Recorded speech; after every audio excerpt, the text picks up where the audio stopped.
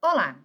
Neste vídeo, estaremos falando de ferramentas avançadas do módulo de Valuation pelo fluxo de caixa descontado. A empresa escolhida para ser avaliada será as lojas Renner. Ao término desse vídeo, mostrarei a vocês como podemos colocar dados de empresas de capital fechado. Antes de começarmos as projeções, é importante destacar que toda a metodologia, todos os cálculos desenvolvidos aqui dentro deste módulo são baseados na metodologia do professor Damodaran.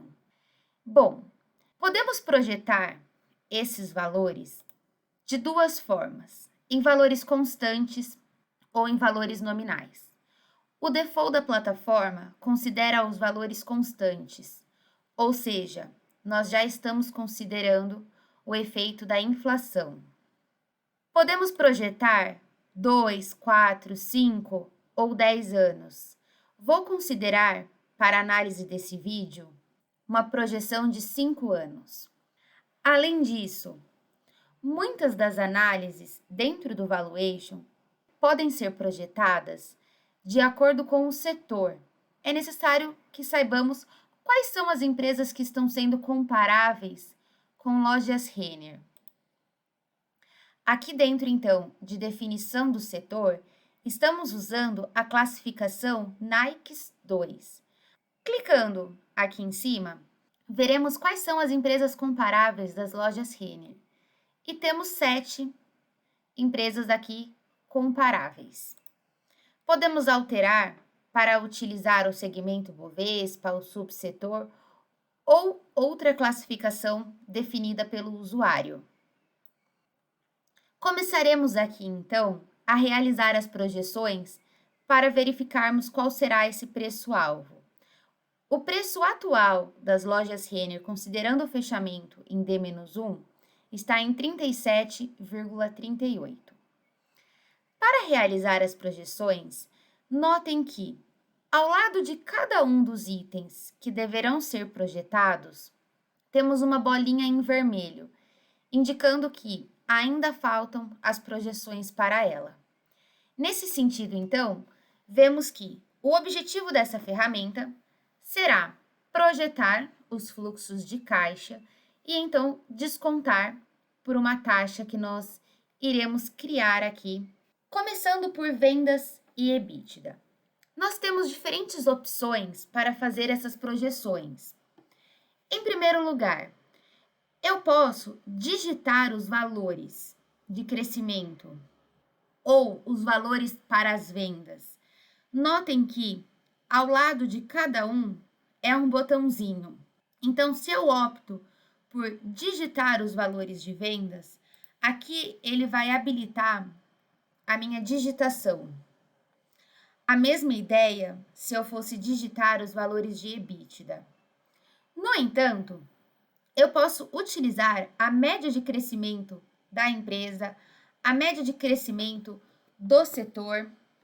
Para esse vídeo, vou considerar em todas as projeções a média dos 3 últimos anos do setor, somente para termos uma ideia de como funciona a ferramenta. Uma vez projetados os valores, notem que ao lado já sumiu essa bolinha vermelha. Então, vendas e EBITDA, eu já concluí as projeções. O mesmo nós vamos repetir para CAPEX e depreciação, investimento em capital de giro. Notem que a Economática mantém, ao lado dos itens que devem ser projetados, um pontinho de interrogação explicando o que eles estão considerando, para que as nossas projeções estejam mais embasadas. Também concluí de CAPEX e depreciação. Seguindo para investimento em capital de giro, também estarei considerando a média do setor. Então, chegamos ao fluxo de caixa. Nessa primeira etapa, eu tenho o fluxo de caixa histórico e nesse quadrante em verde, o fluxo de caixa projetado.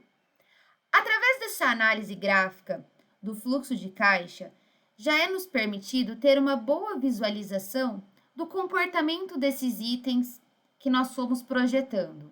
Por uma análise histórica, eu estou vendo que até o ano de 2019 eu tive um crescimento do meu lucro EBIT e o mesmo caiu no ano de 2020. Nos 4 primeiros anos, o meu investimento em CAPEX foi maior do que a minha depreciação. Nos meus anos projetados, já vejo que eu não mantenho essa análise. O meu CAPEX não tem sido nem ao menos suficiente para cobrir essa depreciação. Somente passando então para ter uma ideia geral de como estão as minhas projeções, caso eu queira retornar e alterar algumas das premissas que eu inseri. Consideraremos agora então construir a nossa taxa de desconto. O capital de terceiros também estarei utilizando a média do setor e o custo de capital de terceiros também vou utilizar a média do setor. Para fazer a desalavancagem do beta, notem que nós não temos aqui 60 meses históricos para o cálculo desse beta.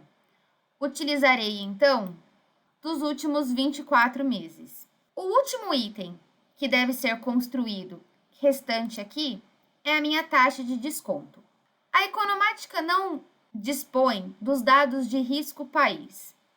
Essa informação, então, deve ser imputada pelo usuário.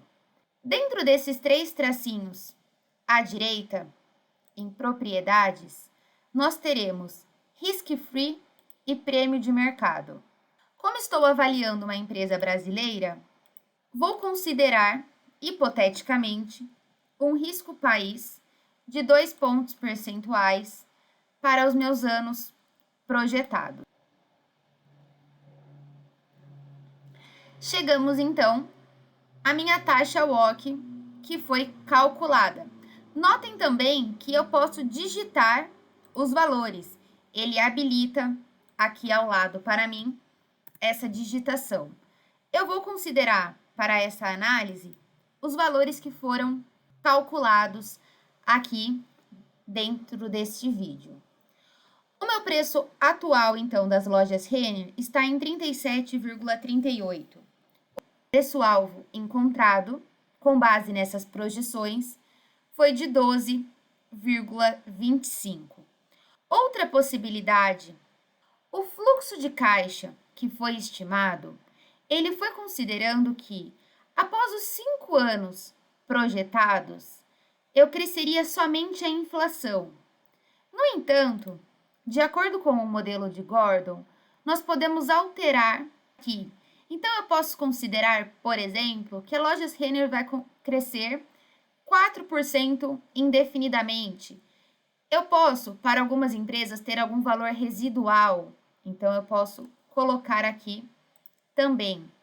Outra consideração muito importante a ser feita dentro do valuation trata-se da alíquota de imposto de renda. Uma vez que nem todas as empresas pagam essa alíquota de 34%, nós podemos imputar qual seria o valor que ela realmente está pagando de imposto de renda.